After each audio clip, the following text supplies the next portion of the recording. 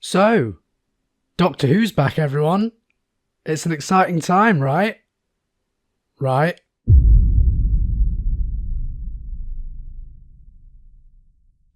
Okay, so to quickly preface this video, my expectations for the new... the first season of Doctor Who were conflicted, to say the least. On the one hand, it's been a whole 3 years, roughly, since we had a whole season of the show, and I didn't like that season very much, so, having a brand new, fresh and exciting set of episodes is surely a blessing. Except, last year's specials proved that it's not exactly as fresh and exciting as we were hoping. I was sceptical, but overjoyed when Russell T Davies was announced as the new/returning showrunner for the new era of my childhood sweetheart, Doctor Who. His reign over the show, specifically in its 4th series, is easily the height of the show for me, and it's where most of my nostalgia generates from. That being said, the era has a fair few flaws, such as excruciating Deus Ex Machinas and some very irritating, self-indulgent melodrama that plagues otherwise great storylines and episodes. So I was hoping that Russell had learned his lessons and would approach Doctor Who in a completely different way and not just rehash his old antics. After all, Russell has matured a lot as a writer since 2010. He went from portraying politicians as bog-eyed, farting monsters and campy caricatures to, you know what, just go and watch Years and Years, I really recommend it. So, my excitement was through the roof for the 60th anniversary trilogy, airing throughout November and December last year, and same old Russell. In his defence, I at least enjoyed all of the episodes that aired last year, most notably Wild Blue Yonder, which I think is potentially the best episode of Doctor Who we've had since 2018's It Takes You Away, Fight Me, and I think the Star Beast and the Giggle have some fantastic moments, great tonal balancing, and solid characterisation. 14 is better than 10, again, Fight Me, but his Deus Ex Machinas were still very present, specifically in the whole just let it go resolution and the whole game of catch, which, yes, well set up earlier on, was not a good or satisfying way to defeat one of the most powerful and unique adversaries in the show. And the self-indulgent melodrama was still creeping up on us beneath the floorboards at every turn, until it culminated with 14, who I see as a much more matured and emotionally stable version of 10, yet again being unable to let go of David Tennant's face, and deciding to spend the rest of his life with the family of his best friend in the whole wide universe. Really, Russell? So yes, the quality of writing and the show in general was definitely still there, but so were the issues I hoped Russell would not drag back into the show. And then we get The Church on Ruby Road. Yeah, actually it's pretty good. As a staple of the show, for some reason, a Christmas episode cannot ascend to the planes of great television, but it was still very fun with some solid moments, a sweet introduction to the new companion, a checklist of future storylines to set up, and a new incarnation of the titular character that fucking rocks. I'd still recommend The Chimes of Midnight over this any day though. Now, unlike the 60th specials just treading the same ground we've trodden on 1,000 times now, Ncuti Gatwa's first episode as the Doctor definitely felt fresh. Russell stuck to his guns and took the Rose/everything changes/invasion of the Bane approach to the new era and had the companion/audience surrogate character be the centrepiece of the story, without making it feel tired somehow. The Doctor gets enough screen time in the episode, and the goblins are weird and wacky enough to make Ruby blend in with all the other fantastical elements of the series, not highlighting her as the most important aspect of the series, but not discarding her presence or underplaying her either.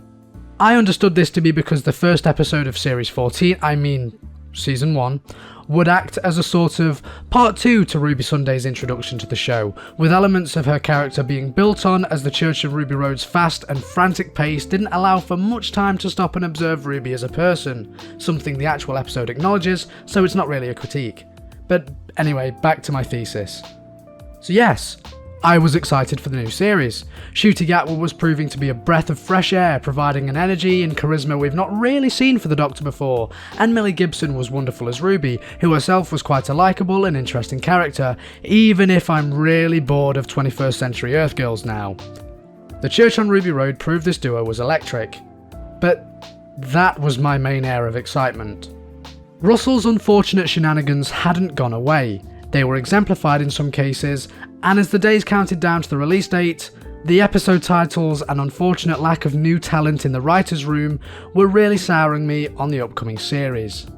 I wasn't going to prejudge, that's just silly, but unfortunately, my nature as a human being is to be opinionated about everything, no matter how little I know of it, so my excitement was sort of at a meh, hopefully it'll be good, but I'm not counting on it being amazing stage.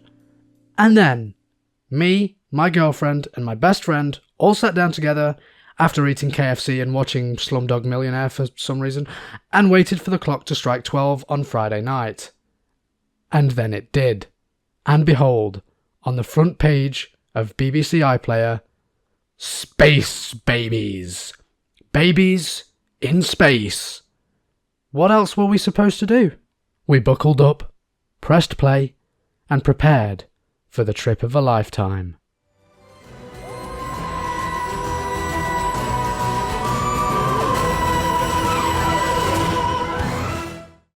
We open on Ruby entering the TARDIS, as seen at the end of the Christmas special.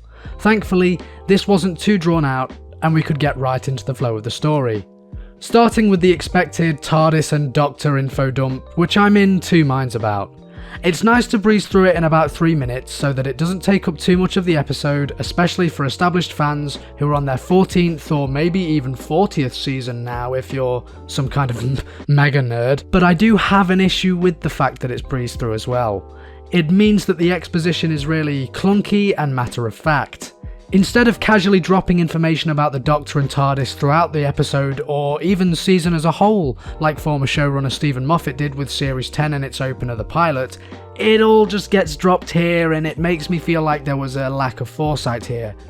It also reflects a bigger issue at hand. Disney. Reformatting the show to be 8 episodes instead of 10 or 13, and softly rebooting it to appeal to a broader audience, is clearly something the writers are still getting used to. These 2 opening episodes are such a big telltale sign of that fact. Everything that establishes the format of the show and its leads has to be rushed through, otherwise we won't be able to fit in all of the running storylines and individual villain of the week plots. I'll touch on this a little bit more later, but just keep this criticism in mind. There were a few good lines in here that worked though. Referring to the TARDIS as a chameleon was a great way to establish the chameleon circuit without giving some real technical explanation, and the whole butterfly effect joke was a brilliant way to establish how time travel works in this universe. Especially given that many of Disney Plus's audience members are probably more familiar with concepts like multiverse time travel and such as shown in the Avengers movies, for example. This is another point that is further backed up by the Devil's Chord, when Ruby asks if the devastating future of London is a parallel universe. But yeah, more on that later. One final thing, not a fan of how the Doctor addresses his name being the Doctor. I'm glad that Russell isn't shying away from the Timeless Child stuff, even if I hated it, and is playing the orphan factor for relatability and sympathy, but hearing it referenced so much over this episode really was a drag. And his speech about the Time Lords using titles is, like, sort of right, but also a huge generalization considering you have Time Lords like Omega, Rassilon, Olistra, Barusa and so forth. It just feels like an additional detail that didn't need to be included. The Doctor usually just goes, "I'm the Doctor, that's it, no questions please." This just feels like a really lazy way to establish who the Time Lords are at their core. Anyway, onto the episode. The VFX in this episode are astounding. The TARDIS flying out of the vortex and into the space station looked gorgeous. The reveal of outer space to Ruby was beautiful, the brief scene with dinosaurs was stunning, and even the title sequence looked a lot more polished than it did only 5 months ago. However, it's clear that most of the episode's budget went to these instances of special effects because, let me tell you, the Disney budget does not cover the babies or even the monster of the week. Quick rant here, and I promise this goes somewhere, but people absolutely slammed the Mark Gatiss penned episode Sleep No More when it dropped. They said that the monsters being made of sleep dust was silly and that the found footage aspect of the episode was, while positively experimental, a bit cheap and poorly executed. All complaints that I actually disagree with because I'm a contrarian of course, but also all complaints that I would direct at this episode. Seriously, Russell's first episode of the season, discounting Ruby Road, is stealing from Sleep No More. You have a monster made of bodily gunk, here it is snot, and you have most of the action visualised via glitchy camera feeds. Here is why I say Space Babies does the Sleep No More factor poorly. The whole thing about iDust creating the Sandmen was a little goofy, sure, but it also had a disturbing undercurrent, something that could scare the children because it related to them. Make sure you go to bed when mum and dad tell you to, because if you stay awake for too long, a monster is going to grow out of your eye and consume you. It also had certain socio-political commentary behind it with the origins and the genesis of the Sandmen, but you're smart, you know that already. The CCTV found footage aspect of the episode was also incorporated into the plot. It's revealed that there are like bits of sleep dust floating around, and that's what we're seeing because they connect to the computer on the ship for story reasons that I can't quite remember when I'm not actually watching the episode, but trust me, there's a story reason and it connects to the main antagonists and stuff. Back to the Space Babies, there's a somewhat reasonable explanation for why the monster is made out of bogies. The computer system on the ship needed to create bedtime stories for the babies and took it too literally, so using the baby's snot to create the bogeyman is what it did. Okay, fair enough. It's not very deep or scary, but it's a fine enough concept, if a little childish for my taste. But then, what's with the CCTV footage?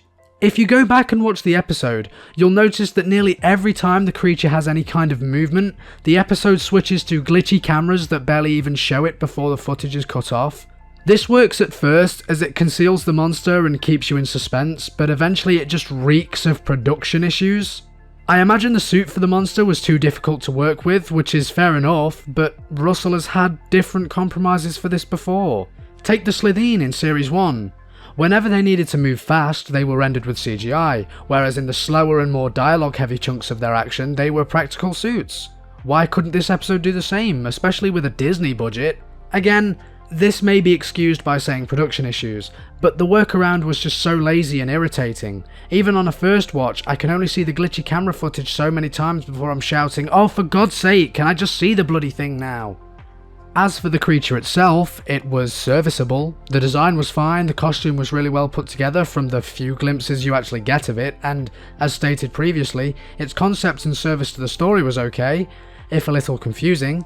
See, I was under the impression that the computer generated a story for the babies to be scared of, all the way down to the sounds that it makes. There's a line in there about how it roars at 17 Hz, which has been identified as the FRIR frequency, or infrasound.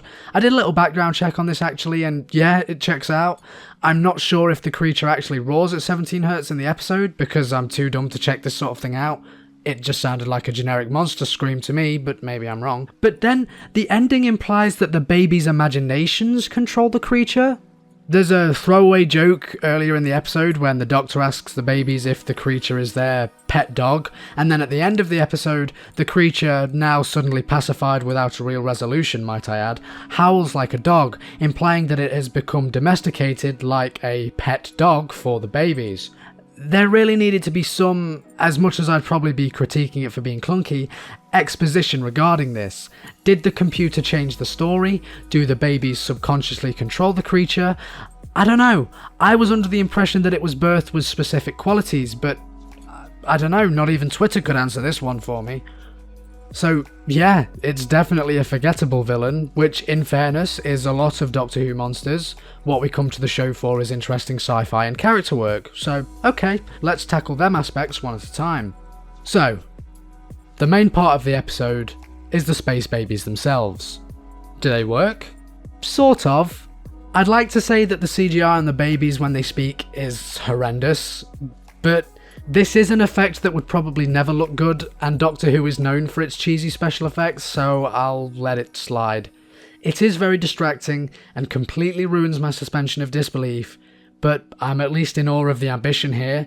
But I am somewhat confused about their designs. On the one hand, the prams look awesome, and seeing the babies darting around everywhere like a bunch of mini Professor X's or Daleks was so funny to see. But again, the ending has me baffled, because if the main baby is anything to go on, they don't actually need them. Okay, you can explain this away by saying that they're children that are stuck in the bodies of babies, so movement and most practical activities probably is not easy for them. I know. But the main baby escaping the bogeyman was just so confusing. There was no way in hell the baby got away by crawling, so did it run? Because it must have hypersonic speed. It just reads like lazy writing to me, a gag for the sake of a gag. In certain movies and shows, a gag for the sake of a gag can be excused, but Doctor Who has for a long time now established a relatively tight law of physics and continuity. It's why scenes like Capaldi just pulling a cup of tea out of nowhere are kind of frustrating. And don't tell me that the laws of the universe are changing now because of the salt and the toy maker. I don't want to hear it. These space babies are nothing to do with that. Sorry, angry rant over. Other than that, they're fine. They don't serve much purpose other than to be damsels in distress and cute little things that my mum goes "ah" at when she sees them. But yeah, there are some great comedy moments because of their presence, like the Doctor winding them up about the bogeyman, and even some great relations to both the Doctor and Ruby's characters, which we'll get onto right now. Instantly, it's clear that Ncuti Gatwa and Millie Gibson are golden together and that they fit the roles so perfectly. They are so very obviously having so much fun together, but that doesn't mean they can't handle the more serious stuff either. Their shared care and adoration of the babies was great to see, particularly the Doctor's conversation with Captain Baby about how no one grows up wrong and how everyone is unique. It ties brilliantly into the Timeless Child story, with the Doctor being abandoned like the babies and developing into something completely different than the other Time Lords he grew up with, which obviously connects to Ruby really nicely too, as she is also a foundling. Other than just being nice for character beats though, it plays nicely into the overarching story of the season in what is probably the best part of the episode. The Doctor comments on how both of them being foundlings was quite the coincidence in the Christmas episode, but that was mainly in service of the goblins who fed on coincidence and chance in that story. There's something so much more sinister about the pair of them relating to the space babies in this episode though, as the Doctor also remarks, Ruby seems to be connecting to things everywhere she goes, and as that is said, it starts to snow inside the spaceship. It is here that the Doctor relives the memory of watching Ruby's supposed birth mother abandoning her by the church on Ruby Road, but the memory has changed in what I will admit is one of the most chilling scenes I have seen from this show in a long time. The Doctor, later in the episode, theorising and worrying that this was a warning not to get involved with Ruby's abandonment, has me so excited for the future of this series and for Ruby's character, and is part of one thing I will praise Russell for so far. The way he's been introducing storylines has been fantastic. In his old era, it was just a simple case of, let's just say some random phrase or name like Bad Wolf, Torchwood, The Stars Going Out or Harold Saxon, and come back around to it in the last 2 episodes of the series. But so far, it seems like these random mentions are intrinsic to the story overall. Of course, the resolution to these plotlines will be essential in determining how well they were actually set up, but so far, the snow falling, the Doctor warning Ruby that they cannot visit her mum, Ruby's connections with everywhere she goes, and the Doctor going so far as to secretly scan her DNA, has got me so goddamn hyped. But Ruby as a character has me somewhat worried.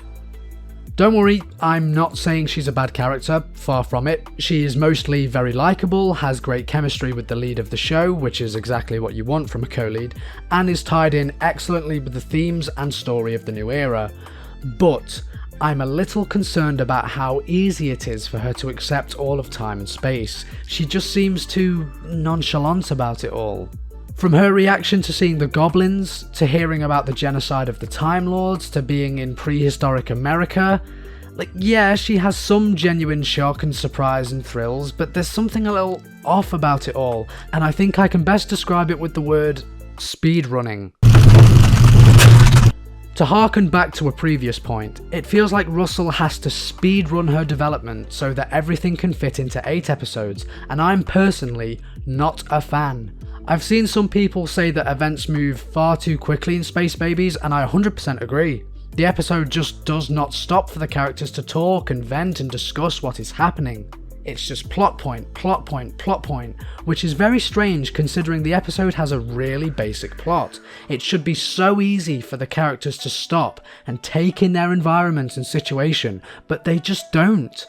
I think reducing episodes back to 45 minutes is a huge part of this. People often complain about Russell's first tenure running the show with the phrase 45-minute syndrome, where the story is rushed through and resolved instantly, and yeah, I really feel it here. Instead of slowly figuring out what's happening and why, and adding all the information together to resolve the situation, the Doctor just goes over to a computer and says, "Oh look, a parthenogenesis machine," and Ruby goes, "Oh, so that means the creature is just another baby based on a story because it feels too scary to be true." And a woman who was shoehorned into the story goes, "I have to kill the creature now," and suddenly Ruby is like, "Even though I was really scared of the creature 5 seconds ago, I don't like that you're doing that." And then the day gets saved, and the Doctor goes, "The day is saved because I just found out the ship has malfunctioned because of nappies." And then that's it. But anyway, back to my main point. Ruby suddenly deciding the creature shouldn't be ejected into space is fine on paper, I suppose, but seeing her so suddenly confronted with the scariest thing she has ever encountered in her whole life, only to go, "I don't want it to die, murder is bad, even to space bogies," it's just jarring. This is usually where the Doctor explains that all life is precious and that sometimes there are creatures that just act on instinct and it's not their fault, and the companion learns a lesson, and this proves to the Doctor why he should travel with them. Because they're willing to be educated and grow as people, unlike a lot of the show's supporting cast, who are quick to jump to conclusions and be rash with their decisions. Hell, people say that Jodie Whittaker doesn't feel like the Doctor, but she has a scene just like what I've just described in the Saranga conundrum, and it's probably one of the best scenes in the episode. And no, I don't really like that episode. It's fun, but my god is it painful to watch. I also think that the finale of the episode with the Doctor rescuing the creature was kind of ridiculous. The emotional music and the flashback to scenes we literally saw 20 minutes ago is the kind of melodrama I was hoping Russell would not bring back. I have no issue with the Doctor being emotional over the loss of life or even his own past, but the way the scene was presented was just weird. I, and most of the audience, can understand character weight and thematic weight without the need of a soundtrack and a flashback. And it was honestly overdoing the Doctor's newfound trauma, if I'm being honest. They just mentioned it too much. It felt like it was really hammering it into the audience's minds when, like, once is enough. Compare it to the final scene of The End of the World, an episode written by Russell himself. The Doctor addresses the Time War and how he's the last of his species, and it's so beautiful and well stated and underplayed. Less is more. He doesn't watch the various aliens die throughout the episode and goes, "That reminds me of how my people died." He doesn't watch the Earth blow up and go, "That reminds me of how my planet blew up." He sees Rose, visibly shaken from the events of the episode, and comforts her. He then proceeds to confide in her about the loss of his own world because he's established an air of comfort between them both. It's not only to vent his trauma, but it's because he knows Rose is feeling uneasy and wants her to trust him. And that's it. Of course, the Time War is brought up more and more as the show progresses, but scattered across multiple episodes. In one small span of time, this kind of character background would just feel like overdose, and it does in Space Babies. But again, it's because the production team are speedrunning the development, and I hope that this is proof that 8 episodes is just not enough for this kind of drama, because Space Babies is stuffed with too much and it feels exhausting. It especially feels confusing because the episode has to establish that the Doctor, following by generation, has a new lease of life and is at peace with himself. He's glad to be alive and free, even if he is the only one of his people left, and that's a change I really like. It contrasts heavily with the burden that the character previously had with this issue in Russell's first era, and that kind of change is what I wanted. I'm also glad that there's conflict about the character's origins, and there's a bit of trauma there, and obviously both responses to trauma need addressing, but cramming them both into such a short space of time just isn't good writing. It feels confusing and contradicting, and I know real people can feel contrasting and conflicting emotions and think multiple things at once, especially a character as ancient as the Doctor who's gone through so much. But if it doesn't flow, it just doesn't work. So, overall, I think it is one of the weakest openers for Doctor Who. There are some nice moments, but it felt very incoherent and tonally off, reminding me more of the Sarah Jane adventures than Doctor Who, which is something even my dad and several people on Twitter have agreed with me on already, so it's clear that the episode was targeted more at the broadest possible audience ever, rather than people who are actually invested in the show. But in my opinion, this episode is more likely to scare off incoming viewers than invite them in. It lacks the basic maturity the show needs to generate a fanbase, and for that, I must give it a lousy 3 out of 10.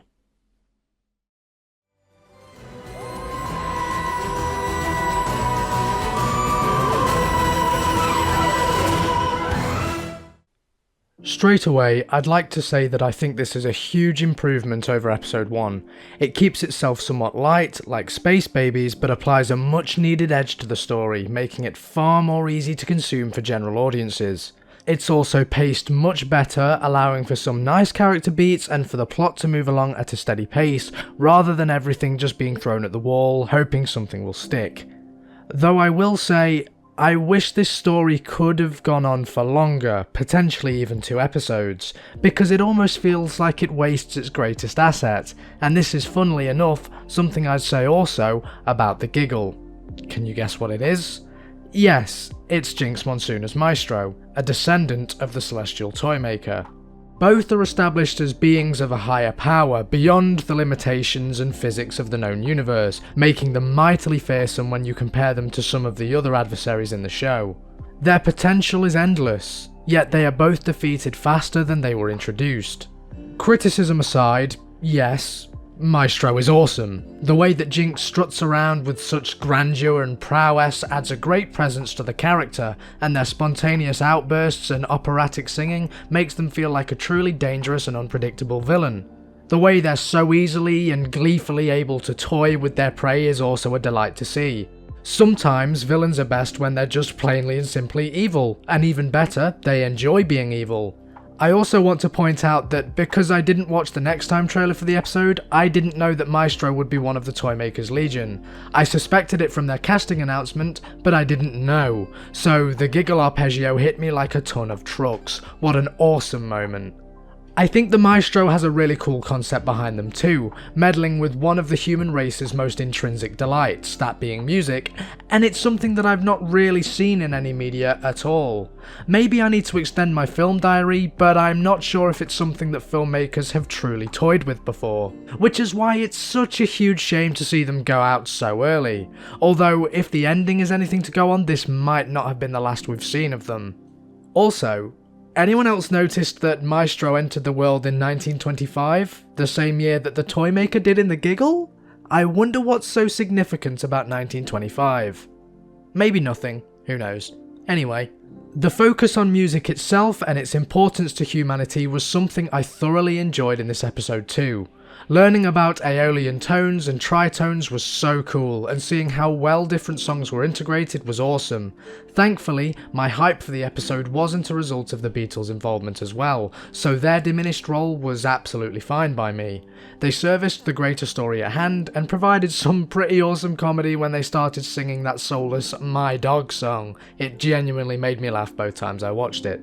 I think the ongoing motif of music in this era is really fascinating. Not sure if there's a story reason to it, but Ruby's connection to music makes me think there might be. We had the whole Wide Blue Yonder thing in Wild Blue Yonder, the arpeggio in the giggle, Ruby and her band in the church on Ruby Road, and now, well, this whole episode. Not to mention the weird section where music seems to be trapped deep within Ruby's soul, only to reveal it's Carol of the Bells, the Christmas song that was playing when she was abandoned at the church as a baby. I really wonder what that's about. Not to mention Maestro's horror at this fact as well. Apparently this is some kind of connection to The One Who Waits, something teased also by the Toymaker in the giggle. People don't seem to like this kind of cryptic setup, but I actually do. If paid off well, having a villain more fearsome than both the Toymaker and Maestro is a very exciting concept. I just hope they're not discarded as fast as these two were. A few final notes I have on the music are as follows. The uninterrupted sequence of Ruby just playing the piano on that roof, it was gorgeous. The song itself was a beautiful melody, and seeing the different effects it had on people was just awesome to see. For one, it made them sad. For another, happy. For another, it was just a nice vibe. And for the final person, it made them inspired. Showing how subjective art, and specifically music, truly is. Everyone has a different experience with it, but our passion for it is what brings us together, which is exactly why the world falls apart without it. It's maybe a little cheesy, but it does genuinely feel like a possibility when you remind people of music's importance. Okay, I'm gonna throw in a few criticisms here so that I can end this on a more positive note. The time jump is a really stupid idea, in my opinion, and is, again, evocative of a big issue that seems to be plaguing the series: speed running. Wouldn't it be much better to see the Doctor and Ruby gradually build their relationship over time? I think so. It's why Series 1, Series 4 and Series 10 are some of the best seasons of the show, because they all revolve around a developing relationship between Doctor and companion. But no, we go straight from Christmas 2023 to June 2024. A whole 6 months of development just told to us off screen. Don't get me wrong, there is a positive to this. Ncuti and Millie obviously have amazing chemistry, and there's probably going to be a much more important arc for the two than simply getting to know each other, I'm sure. But like, characters getting to know each other is a staple of storytelling for a reason, man.